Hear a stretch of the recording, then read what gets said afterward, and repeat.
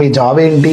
నేను జాబ్లోకి జాయిన్ అవ్వడం, నలుగురు స్టూడెంట్స్ని మా ఫ్రెండ్స్ని చదివించడం జరిగింది. ఈ వర్డ్ ఏదైతే ఉందో చెయ్యూత, దానికి చేయూత. ఆ ఫస్ట్ స్టెప్ మీకు ఎలా అనిపించింది? మనకి ఇష్టమైన పని ఏది కష్టంగా ఫీల్ అవ్వం. ఒక సంస్థను స్టార్ట్ చేసి దాన్ని ముందుకు తీసుకెళ్లాలంటే గట్స్ ఉండాలి. డేంజరస్ అనమాట.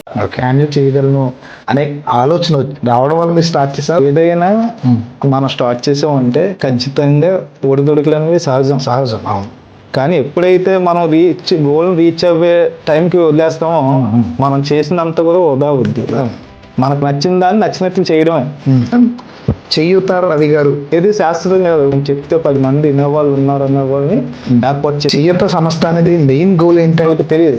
చారిటీ అనేది ఒక ఛాలెంజ్. ఎక్కువగా మన చుట్టుపక్కల ఉన్న వాళ్ళు ఎక్కువ క్రియేట్ చేస్తాం. పని కల్పించడం అనేది ప్రభుత్వం యొక్క పని.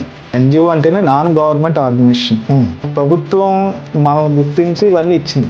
చారిటీ చేయడం అనేది ఎంతవరకు కరెక్ట్?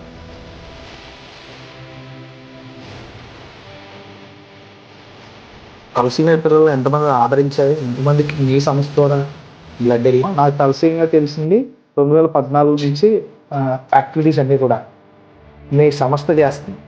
అది దాదాపు 12 యాక్టివిటీస్ అయ్యి ఉన్నాయి. ఏంటి అసలు కాన్సెప్ట్ ఏంటండి? ఈ 12 యాక్టివిటీస్ కూడా సొసైటీలో మనకి అన్ని విధాలుగా అందరికి టచ్ అయ్యే విధంగా మేము డిజైన్ చేయడం జరిగింది. చారిటీని క్రియేట్ చేయడం, సో కొంతమంది ప్రజల దగ్గరికి వెళ్ళడం, సో వాళ్ళ దగ్గర ఫండ్ రేస్ చేయడం, సో ఆ వచ్చిన ఫండ్తో ఏదో ఒక యాక్టివిటీ చేయడం. కర్మ అనేది ఎవరినే విడిచిపెట్టదు.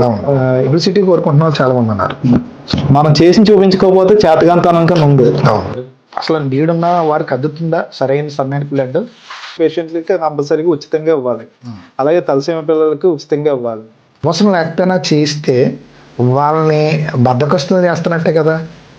మనకి కలిసి వచ్చేది ఏం లేదు. కాకపోతే చేయూత రవి గారు స్థాపించిన చేయూత సంస్థ, దీనికి బ్యాక్ బోన్ మన ఆదిత్య చైర్మన్ శేషారెడ్డి గారు ఉన్నారని చాలా మంది అంటారు.